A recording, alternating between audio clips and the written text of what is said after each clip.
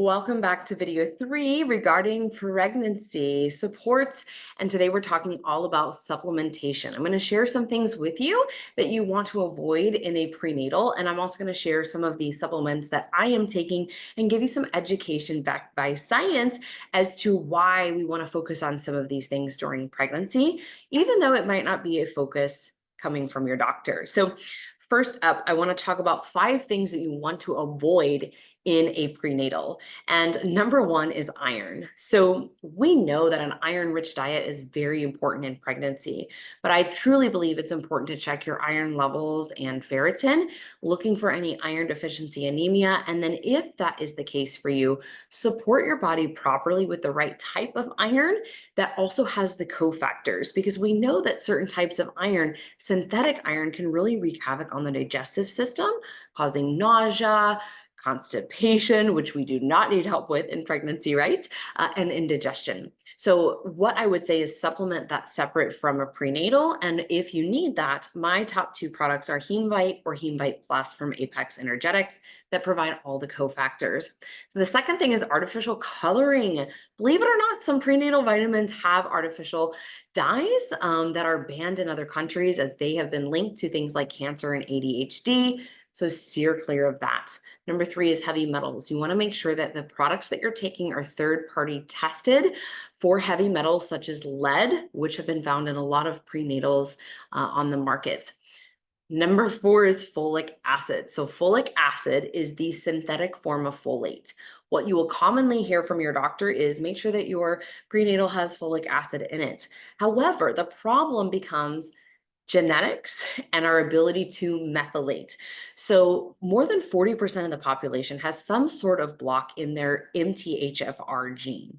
This is what's required for you to turn that synthetic folic acid into folate and be able to use it in the body. And so this is really, really important when we think about folate, which I'm going to talk more about here in a few minutes, because this can cause a lot of depression and postpartum depression, as well as many other reactions. If you are one of those people like I am, who has any type of block in the MTHFR, we want to make sure we're using folate, natural, not synthetic folic acid. But folate is very important. We'll dive into that. Number 5 is hydrogenated oils. So we know that industrial seed oils are highly processed and can cause inflammation in the body, even in small amounts. So make sure you're reading the labels. What I am currently using in my pregnancy is the PCOS Doctor's Complete Prenatal. So this is designed for people with PCOS. I do not have PCOS, but I love the formulation, and I'm going to tell you a few key things in here that she has done that's allowed me to take 1 product instead of 3 products. Okay, so the first thing is choline. She has put in 900 milligrams of choline, which has been shown in the research to boost babies' cognition and attention skills. So I'm going to link out some of the studies and articles below for you. But one study found that kids who were, the mom was taking adequate levels of choline, 930 milligrams of choline was done in the study during pregnancy. They found that they, even at the age of 7, had better attention and were able to sustain attention during task. So I will link that out for you, but I think it's really important to understand that the current recommendations for daily intake were set in 1998, and this was based upon the amount of choline needed to prevent liver dysfunction in men. Remember that when we look at research, most of it is done on men. It's not really done on females because there's so many outliers. Menstrual cycle, certainly it's riskier to research something in a pregnant woman, right? But there was a study done at Cornell University, and they looked at women who consumed and had a diet with a specified amount of choline throughout their 3rd trimester of pregnancy. So don't worry if you're in your 1st or 2nd trimester and you haven't been getting this 900 milligrams. It becomes even more important in the 3rd trimester. I'm taking it throughout, but just for your comfort, if you are heading into or currently in the 3rd trimester, it's not too late. So 1/2 of the women in the study consumed 480 milligrams, which is just above the 450 milligram recommended daily intake. Remember, that's to prevent, liver dysfunction. And what we're doing in here is to really look at how can we optimize health and really support the best outcomes for our health and for our child's health. So they looked at the other half and they consumed 930 milligrams of choline per day, approximately double the amount. And so when they tested at 7 years of age, the children in the group that consumed 480 milligrams showed a decline in accuracy from the beginning to the end of an attention sustained task, while those in the 930 milligram group maintain high level of accuracy throughout the task. So this is really, really important when we think about choline. You can find choline naturally in eggs. Whole eggs are fantastic. Lean meats, fish, poultry, veggies like broccoli and spinach. But most prenatal vitamins, again, don't have enough. So that's why I definitely, want to include that in my prenatal or add it on to a prenatal if you're not getting the full 900 milligrams. But not only does this help with the brain development, it also supports the formation of the placenta. And this can protect against pregnancy complications. So as I mentioned in some other videos, I had intrauterine growth restriction in my first pregnancy. So I have been doing a couple of things differently in this pregnancy to prevent that or support preventing that. There's things that are in our control, things that are not in our control. So that's choline. Now we're going to look at folate. Okay, so most doctors again say to take folic acid, and the thought pattern is correct, but the substance is wrong. So you want that folate, again, the demands for folate increase during pregnancy because it's also required for growth and development of the fetus. We know this to be, really important for things like spina bifida and also just preventing things like anemia, peripheral neuropathy, and also congenital abnormalities. So the term folate is typically used as a generic name for the group of chemically related compounds based upon the folic acid structure. Folate is also known as vitamin B9. That is what it is. But it is thought of one of our 13 essential vitamins, and it cannot be synthesized by the body, so it must be obtained either from our diet or in supplementation. So again, synthetic acid is folic acid is synthetic. Dietary supplementation, we want to make sure we're getting folate. And so neither folate or folic acid is metabolically active. Both must be reduced to participate in cellular metabolism. And so this is where we look at methylfolate. That is the predominant micronutrient from folate that circulates in plasma and is involved in many of these biological processes. I'm going to link out a podcast that we've done about methylation to help you understand more. But based upon the high prevalence of the MTHFR genetic mutations, this again is really where we come back to saying, try to avoid the synthetic. I don't know why anybody would want to take synthetic vitamins. They just don't act the same in the body in general. And they have, they have the right concept, but they're not using the natural vitamin B9. And she does that here. And she gives you a really great dose. It is as the 5-methylfolate 1,600 micrograms. So I think that's a really, really great dose. But when we think about this, it prevents neural tube defects, right? Such as spina bifida, as I mentioned. But this happens because it helps close the neural tube during the first few weeks of pregnancy. This is why doctors always mention too, even prior to conception, make sure you're taking a good quality prenatal with folic acid. And so these defects occur when the neural tube fails to develop properly, often before you would even know you were pregnant. So it's not something that would be, really within your control. The only thing we can control is giving our body the right quality nutrients leading up to pregnant or conception and then during pregnancy. It also supports brain, spine, and nerve development. Folate is essential for the formation of the brain, the spine, and nerves in the developing fetus. And this also helps form normal red blood cells. So it is necessary for the production of healthy red blood cells, which are very important, as we know, during pregnancy and infancy, as cells are rapidly dividing and growing. It can also reduce our deficiency in folate, right? Obviously, insufficient folate intake can lead to folate deficiency anemia. We also look at B12, pernicious anemia here. And this is characterized by a lack of red blood cells or hemoglobin. So we want to look at that in blood work as well. So the recommended daily intake is about 400 to 800 micrograms. However, women with a history of neural tube defects or family history of this condition may require higher doses of 4,000 micrograms per day. So I think it's a really great dose that she's put in here. I always, for my MTHFR blocks, try to get at least 1,000 in my day-to-day routine of methylfolate and B12. So I appreciate that she's put that 1,600 here because the needs are higher in pregnancy. So that's my prenatal. Links are in the caption below. A couple things I'm just going to quickly highlight, and then we're going to get into some things that are really helpful that maybe your doctor doesn't talk to you about. Vitamin D, you know that in pregnancy, vitamin D is so important for our immune system. It is a hormone. It plays so many roles in the body. If you were going to take a vitamin D, you want to make sure you have the cofactors to absorb it properly. I use this product, vitamin D3 plus K2, that has reishi mushroom. It has zinc, selenium, and magnesium in here, as well as vitamin C, which I think is really, really important for supporting the absorption and proper use of vitamin D. So sending it to where we want it to be, having it do its job cellularly, that's my favorite, the new D3. We're going to look at prenatal DHA. So DHA, EPA, and DHA, known as omega-3 fatty acids, these are found in oily fish. Anybody out there who is pregnant may not be craving a lot of oily fish or salmon. I love sushi, but we're not supposed to have it in pregnancy, right? So when we think about this, other ways we can get it is things like sea bass, salmon, those types of things. I'm not making that all the time. And so I also know that just in life and going out to eat and traveling and whatever, that our omega-6 is higher. So supplementing with a good quality DHA can be very helpful.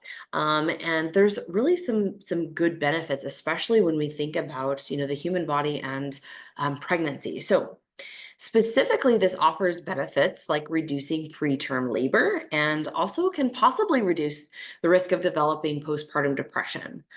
Folate, and I would also say that progesterone are very, very helpful postpartum.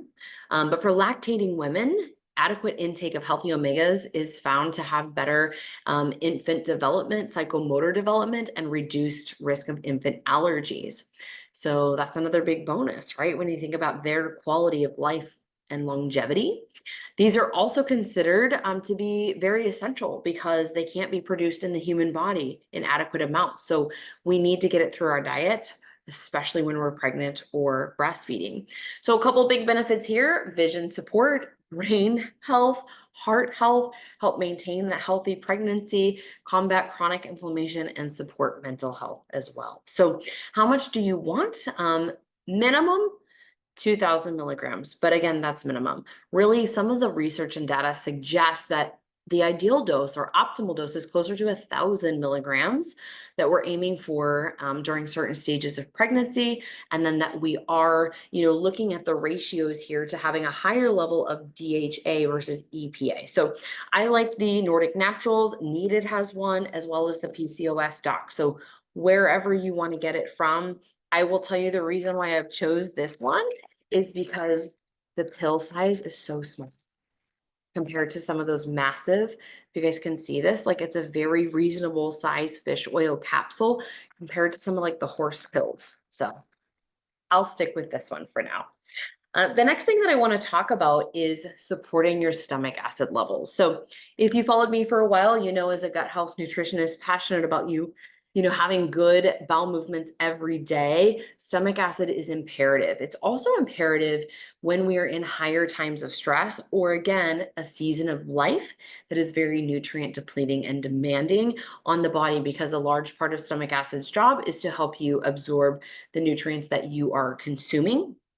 It's a different thing to, eat a good diet than it is to actually digest and absorb that diet. So this can help from an absorption standpoint, prevent malnutrition, prevent nutrient deficiencies, as well as protect you, as stomach acid is very important for killing viruses, parasites, bugs, things that, we're exposed to every day in our environment. So I am personally taking betaine HCl daily with my meals, especially those that are higher in protein or harder to digest proteins like red meat, which I love. And so, I think it's really important. You do want to support at the level that's right for you. So I always say, start at a very low dose, go slowly. You would not want to be consuming more than about 4,200 milligrams, which sounds like a lot, of betaine HCl. And it is a lot, right? Like if I look at one of these, one capsule is 650 milligrams. So I would be taking essentially like 6 capsules at that higher or the highest dose. I'm not necessarily doing that, right? I am just taking a couple per meal. It's something that's a nice addition that makes me feel good. And I feel that it is well worth the investment to add. It's a very affordable, cost-effective supplement. You can do it other ways, including apple cider vinegar with your meals. That's not something that I like or would be consistent with, in all honesty. So that's why I'm using the capsule betaine HCl. The next one I want to talk about and highlight is sodium butyrate. So this is a short chain fatty acid. Certain bacteria in our gut microbiome produce this, but this increases GLP-1, the hormone that things like Ozempic works on. And this is a hormone that really helps us regulate our blood sugar levels, support fullness and satiation and feeling full longer, and reduces cravings. So sodium butyrate is such a gem. I think when we're in this high nutrient need time and our cravings are off naturally and we're wanting to enjoy some other more, fun foods, less nutrient dense foods, it can be a very, very nice thing to keep in place to support blood sugar and insulin. It's also been shown in the research to improve the offspring's intestinal barrier function. Okay. And so this could lead to lasting protective benefits on the postnatal gut health. Why not take it, right? As long as you feel good with it. It can also support your motility. We'll talk about other constipation supports, of course, but this can help feed and diversify gut bacteria, help repair the lining of the gut, reduce inflammation in the body, and improve that insulin sensitivity, because it, again, is something that's going to provide more of a support for the GLP-1 activity in the gut microbiome. We've also seen that butyrate can protect beta cell function of the pancreas, and this helps reduce metabolic disorders during pregnancy, such as gestational diabetes. So sometimes there's things that are, within our control, and sometimes it's without, we have clients that have had amazing diets and done everything and still end up with gestational diabetes. This is because there's 2 times of our life that we are physiologically insulin resistant, and that is during puberty and pregnancy, because the fetus is growing so quickly and so fast. So I think this is what I would call nature's Ozempic, nature's semaglutide, that also has other protective benefits. Last but not least, I want to cover some constipation relief. So there's a variety of things, and I've linked them below. I have a whole pregnancy constipation guide. This particular product is called Oxy Powder, and it is something that is magnesium oxide, but it also has ozone in it, and so oxygen in it. So it is something that I have found works very well. I would take it with dinner or shortly after dinner. The full dose is 4 capsules. That might be too much for you. Transparently, not a big fan of Calm, just the way that it feels. Like magnesium citrate, super effective and can be very helpful at alleviating constipation. You can find other flavors. Calm generally comes in like a raspberry lemon. They have, other ones out there. You can search for different flavors, but I just am the type of person that I want to be consistent with something. And if I don't like it, I'm not going to be consistent with it. So I found that this was, effective, but I also really like, and I don't have it to show you, but it is a lemon flavor and it's called Prozorb Plus. This is 2 types of magnesium, glycinate and citrate. Citrate is the osmotic laxative. Glycinate is more calming, and it's also more going to focus on magnesium deficiency first, and then support the neural function and signaling for motility. Plus, it's got vitamin C in it, which is amazing for adrenal health and stress. That would be my top choice. It is such my top choice that I'm out of it right now, so I don't have it to show you, but Prozorb Plus, I'll link it out below. You can grab that, and that's something I would drink nightly. Then you could just use this, as needed if that wasn't strong enough. And you could take this any time of the day. Generally, I would just say evening time for any kind of stimulants is kind of nice because it can work while you're not constantly eating and impairing what we call the motor migrating complex, which is like the wave-like motions that happen between meals. But if we're grazing and snacking all the time, that gets impaired. So Those are my top supplements for you. If you have any questions, please drop them in the comments below and let me know how I can support you on this amazing, crazy ride of pregnancy.